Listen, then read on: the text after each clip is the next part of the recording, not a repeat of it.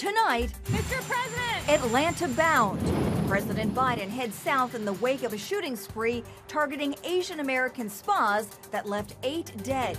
This amid a White House warning to stay wary. Things may get worse. Even as the U.S. hits the 100 million mark, vaccinating nearly 50 million Americans. Plus, I'm offering dignity. The Republican rebuttal to House-passed immigration bills. Biden has lost control of the U.S. Mexican border. As the humanitarian crisis at the border deepens.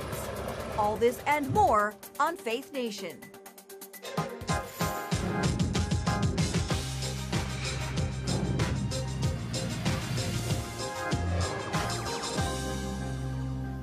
Healing and awareness coming to Atlanta. Welcome to Faith Nation. I'm John Jessup. And I'm Tara Mergener. Tonight, we now know the identities of all 8 people murdered this week in a Georgia shooting spree. 6 of the 8 victims are Asian women. They include a 33-year-old mother of 2, Delana Young, who was also meeting her husband for a couple's massage when the shooter broke in.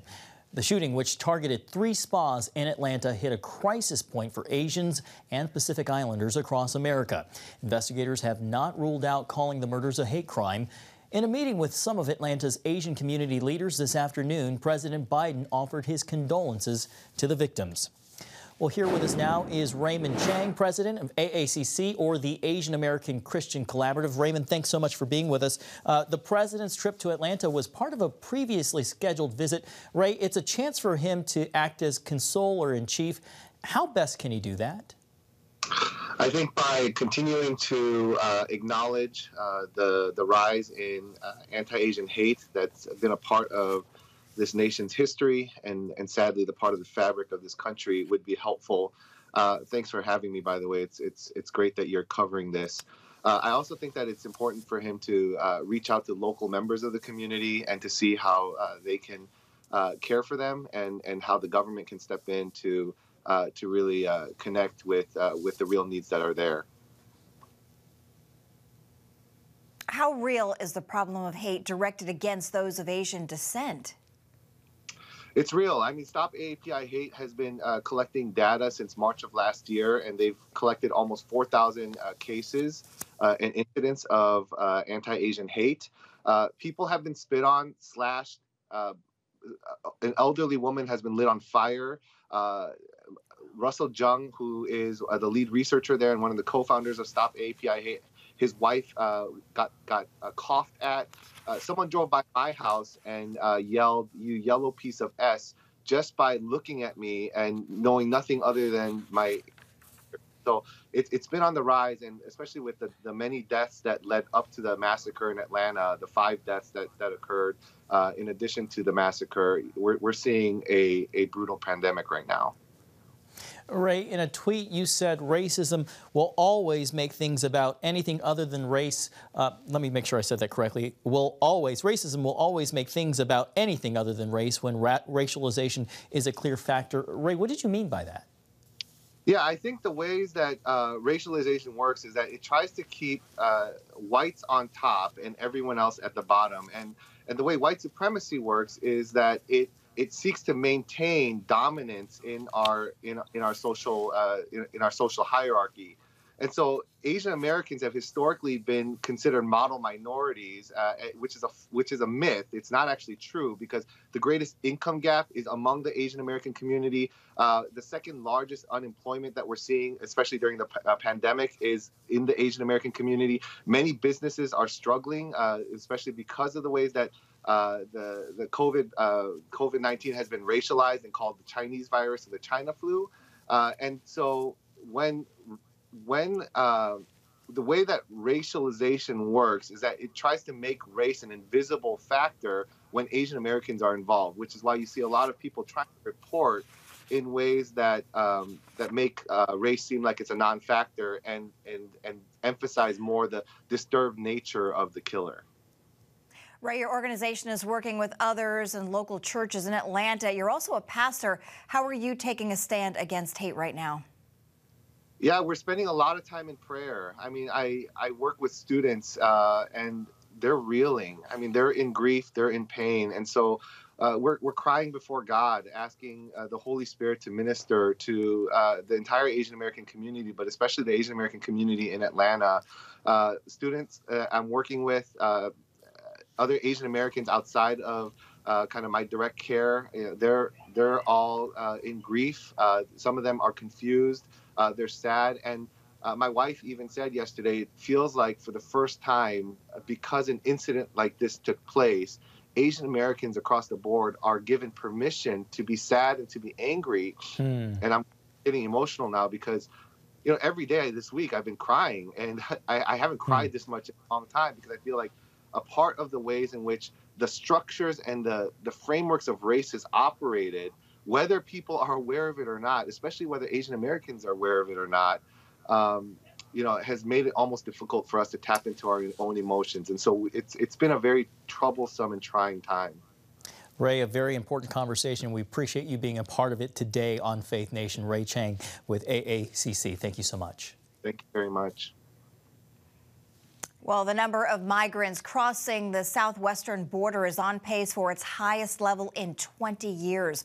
Republicans call it the Biden border crisis, though the White House has been calling it, quote, a challenge. Kara, and Congress once again is moving to tackle immigration, attempting to address dreamers who are already here in the country. But as Jenna Browder reports, the two parties remain far apart. With migrants pouring across the border and the number of children coming into the country on pace to set a record, lawmakers are rushing to solve at least part of the immigration problem with legislation. In a near party line vote, the House approved a bill Thursday that would give legal status to around 2 million dreamers brought to the U.S. illegally as children. The bill also extends to hundreds of thousands of people let into the country for humanitarian reasons. And in another measure, the House voted to give similar protections to 1 million farm workers here illegally. But both bills face an uphill battle in the Senate. Republicans insist any immigration legislation must also strengthen border security. Legalizing anybody under these circumstances will lead to even more illegal immigration. Senator Lindsey Graham, who has for years joined Democratic Senator Dick Durbin in sponsoring the DREAM Act, signaling he's now hesitant to move it across the finish line. Biden has lost control of the U.S.-Mexican border. Until he regains control by implementing policies that work, it's going to be very hard to do the dreamers or anybody else. This week, he joined with Representative Maria Salazar on the Dignity Act, which combines legal protections for undocumented immigrants and border security. I'm offering dignity. What I'm offering is the art of the possible. I'm offering to bring those people out of the shadows, the ones who TPS and everybody who's been here for more than 5 years and does not have a criminal record. Democrats argue dreamers and farmers need that protection now. Dreamers are doctors, nurses, lab technicians, contact tracers, and job creators. This all happening amid serious concerns about the surge of migrants on the border. The White House has labeled it a challenge and steadfastly refused to call it a crisis. But in what seems to be a slip-up, Press Secretary Jen Psaki used that exact word Thursday. There have been expectations set outside of unrelated to any vaccine doses or requests for them, that they would be partners in dealing with the crisis on the border. And for years, Congress has been unable to come up with a solution for the immigration problem. And with Democrats and Republicans holding steady, it doesn't appear they'll be able to do it this time around either. In Washington, Jenna Browder, CBN News. Thank you, Jenna. Here with us now is Congresswoman Yvette Herrell, a Republican from New Mexico. Congresswoman, thank you so much for joining us. I know that you were at the border this week with Leader McCarthy. I imagine you were able to see children there and the conditions that they were being held in. Can you describe what you saw? Yes, thank you for having me today. I had the opportunity to go down to the processing center, and then, of course, we went into parts of the border, looked at part of the border wall in my district. And what's interesting is this is a 98,000 square foot facility that was built to house 1,040 people. And on Monday, they met capacity there. We were able to see a lot of unaccompanied children. They have them separated out, you know, the younger girls and then the older girls in separate pods. And of course, the same with the boys. And then the family units are all in different pods as well. But we are seeing just how overwhelming it is, not only for the Border Patrol agents, but for the communities that are going to have to start having ways to house these people, because we're seeing they are keeping the children longer than what federal law requires, the 72 hours. And we have a huge crisis at the border. And it's such an unfair thing, because we know that the policies from President Trump's administration had been working very well. And can you describe their emotional state, the children that you saw? Yeah, I'm smiling because the kids, when they come into the facility, they obviously are given a shower and a new set of clothing. And they look hopeful, but some of them look lost. One thing I will tell you that I do believe most Americans don't understand is these Border Patrol agents are now encountering children as young as 1 year old, 3 years old, 5-year-olds coming across the border alone. What they're seeing a real increase in is people will write phone numbers on the back of a child's shirt or blouse, and then they are obviously coached to go and find a Border Patrol agent. And so can you imagine just sending a child a year old? They had that just recently. A 1, a 3, and a 5-year-old came together, found their way to the border and found an agent, of course. But no one can even speak to how many of these children don't make it across. So I think it's very eye-opening. But I could tell the children are hopeful. You can tell they really don't know what's going on. They are, here in this facility, and they don't know what will happen, what their next day looks like. And this is an unfair advantage, not only for the migrants that are coming to America illegally, but also to the American people. Yvette, former President Trump introduced a rule known as Title 42 to expel undocumented migrants to prevent the spread of COVID-19. It is one of the issues the Biden administration says is causing the strain on the system. Is that something that should be left in place? That absolutely should be left in place. In fact, I introduced legislation to keep Title 42 in place. We have over 40 co-sponsors. That's a public health order. Because our nation has been under COVID pandemic for a year, this Title 42 was one policy that worked, and it worked for the Border Patrol, and they will tell you it's a good tool in their toolbox, if you will. What Title 42 allows is for Border Patrol agents to expel those coming here illegally through Mexico or Canada. They can do quick processing on the border and then expel them right out. And again, that's because the pandemic that we're under. So far, they've left Title 42 in place. But we introduced legislation. And when you look at the bigger picture in a state like New Mexico, where it has been a very slow recovery for us in terms of rebounding from the COVID, we've all had friends or family or loved ones we know have been affected by the COVID, some people dying alone in the hospital. Right. And in our state, our kids are not even back in school, but we've had a huge spike in teen suicide, domestic violence. All right, Congresswoman, unfortunately, we are out of time. I hate to cut you off, but thank you so much for joining us, and you'll have to come back to Faith Nation again soon. We love it. Thank you. All right, when we come back, today the U.S. marks 100 million vaccines, the latest in the race against the virus next. Come home to the sounds of Southern Gospel from CBN Radio. You'll enjoy a rich Southern blend of bluegrass, classic gospel, and Southern gospel favorites like the Gaithers, the Crab Family, and bluegrass sounds like Mountain Faith. So make yourself at home with the all-new CBN Southern Gospel, now available at cbnradio.com.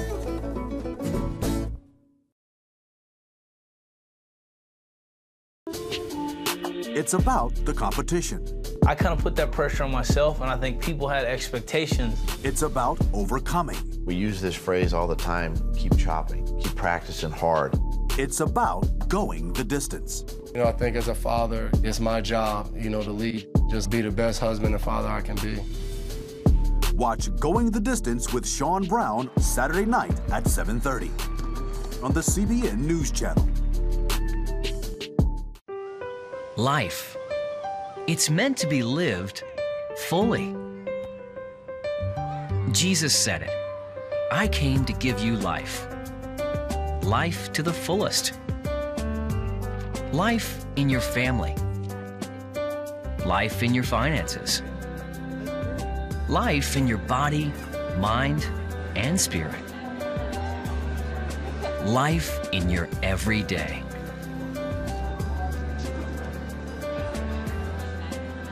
At CBN.com, we're taking what Jesus said seriously. We're here to help you discover life. Life. Live it fully. CBN.com.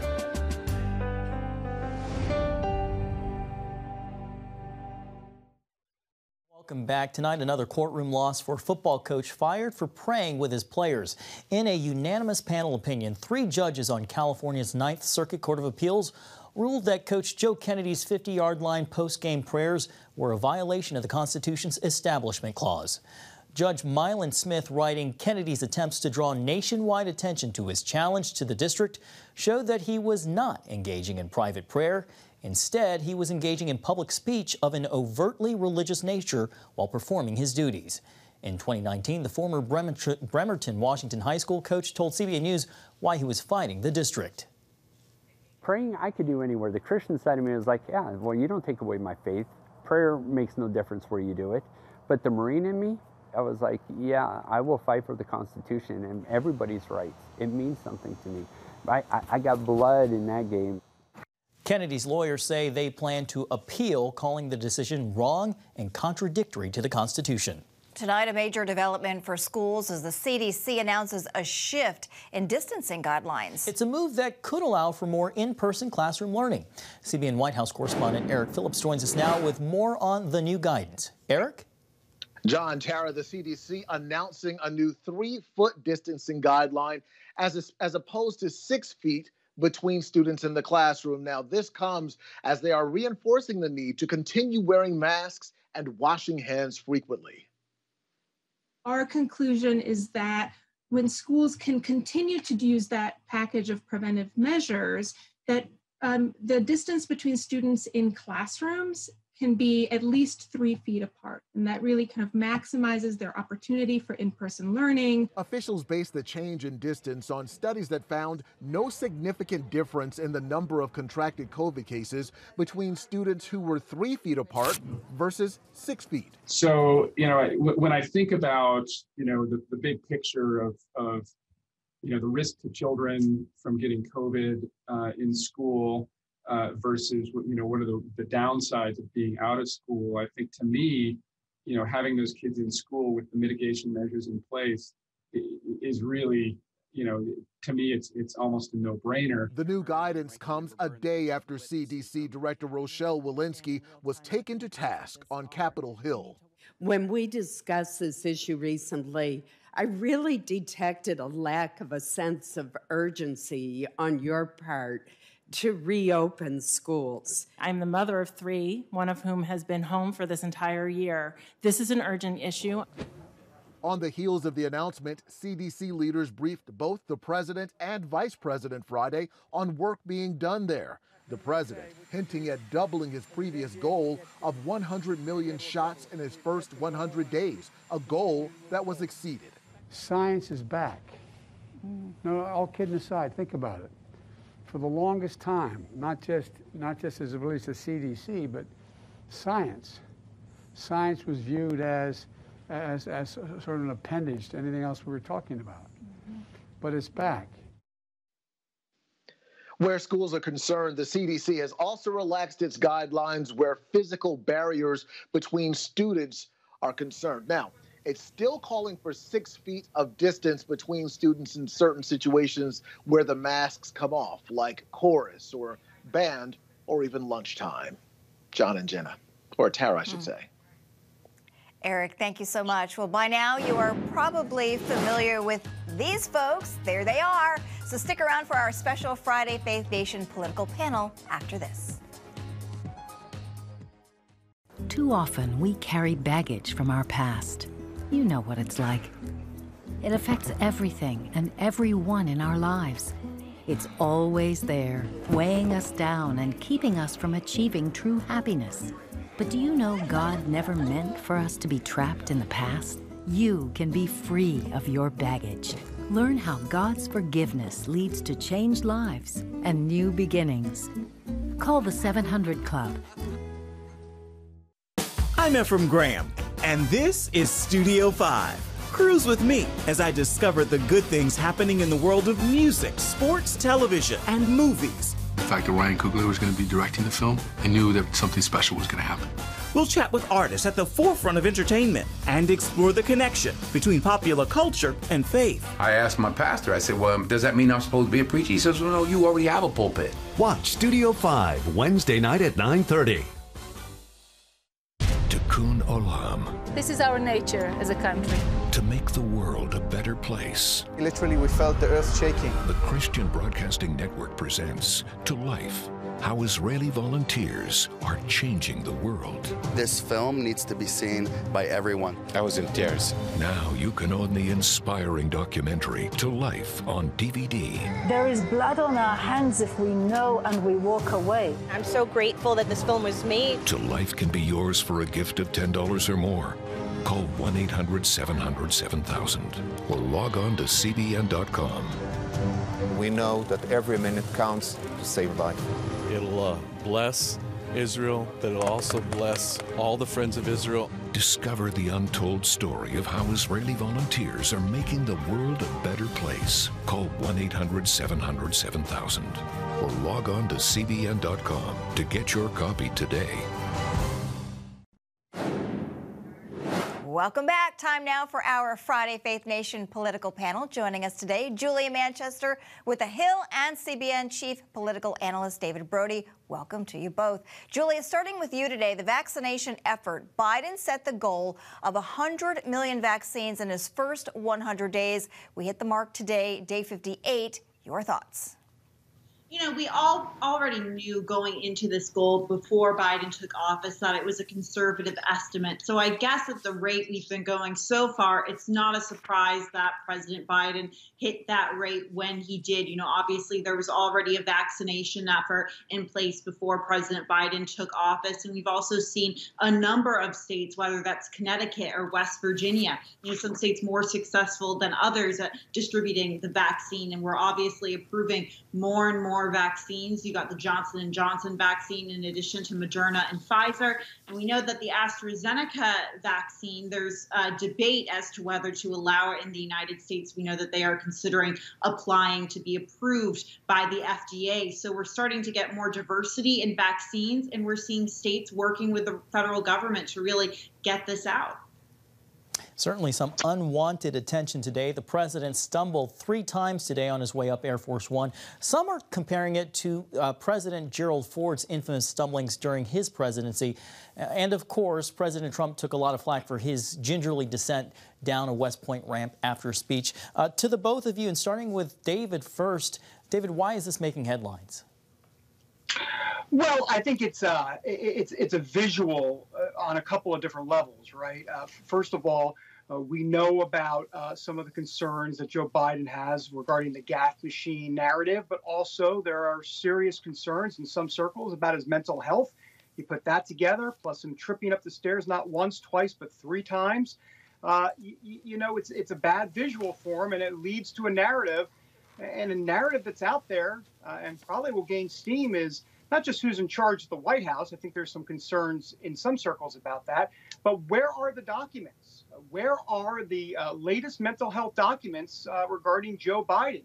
We haven't seen anything in over a year, since December of 2019. So, you know, I think this story will continue to grow as we move along. And to you, Julia? You know, I think you're going to see it grow definitely in media that isn't as favorable to Joe Biden. Look, I mean, whenever a world leader, let alone the president of the United States, fumbles or trips, it's going to get national headlines. So people are looking at that. But, you know, I think what we really need to walk away from the news day today is that Biden took a trip to the CDC as we're growing more concerned about the increase in COVID-19 variants. On top of that, he's going to meet with the Asian American community in Atlanta, as we're seeing Asian Americans in this country have been targeted in very brutal racial attacks. So, you know, the tripping, that's one thing. But I think Biden is making news that's so much more impactful and meaningful going forward. David, a quick thought. The White House says Biden is, quote, quite busy after Putin invites him for a live chat. What do you make of that? Well, I mean, look, I think this is a situation that clearly Biden was trying to get tough with Putin, and now they're kind of backing off. And well, we'll see how it develops. Bottom line is that you've got even Mike Pompeo, the former Secretary of State, saying that Biden was probably right, that Putin is a killer. So, I don't think it's going to have too much political damage for him for sure. All right, David and Julia, thank you so much for your time today for Friday's Faith Nation political panel. Thank you. Thanks. All right, coming up, making the light out of darkness, how a beloved musician turned his loneliness into alone time with his faith. Next. It's the new Superbook Bible app. It's packed with games, activities, and Superbook episodes that you can watch for free. Oh, no! There's trivia, a fun daily devotional, and answers to your Bible questions. Plus, an easy-to-understand Bible the whole family will enjoy. You can even create your own Superbook character. Ta-da! It's the new Superbook Bible app. Free downloads on iTunes, Google Play, and Amazon. On the home front. Thanks for joining us for CBN's On the Home Front, where we highlight what the men and women of America's military do to defend our country. CBN honors the men and women in our military with an initiative called Helping the Home Front. It partners with churches across the country to meet the needs of their military families, from repairing homes to wiping out medical bills for wounded veterans. Watch On the Home Front today at 2:30. Get Protect Your Sleep and discover how to improve the quality of your life. A free DVD or booklet from the Christian Broadcasting Network. If you're not a great sleeper, you can do things to make yourself a great sleeper. If you're already a pretty good sleeper, you can enhance your sleep and be even better. 5 leading experts help remove the obstacles between you and restorative sleep. When you don't get a restful night's sleep, you wake up with an accumulation of stress. Call 1-800-700-7000 or go to cbn.com to get your free DVD or booklet today. Everything you do better with a good night's sleep. You'll discover how food affects your sleep, how to put insomnia to rest, explore effective remedies for sleep apnea, and much more in Protect Your Sleep. Wake up to your best life and get Protect Your Sleep today. Call 1-800-700-7000 or go to cbn.com to get your free DVD or booklet. Finally tonight, the loneliness from lockdowns led many to despair, but one singer and songwriter used the solitude to create a new album for God. Harry Connick Jr. captured his emotional connection to his faith during the pandemic in a new album called Alone with My Faith. I'm eternally faithful, so I am never alone. Sounds pretty good to me. While Connick has been in the entertainment business for 30 years, the past year was the first he was unaccompanied in the recording studio. Connick said while he was physically alone, he's eternally thankful for the Lord's presence, which reminds him he's never truly alone. And that is a good message for all of us, Tara. Time well spent. Well, thank you so much for watching this edition of Faith Nation. Have a great weekend, everybody.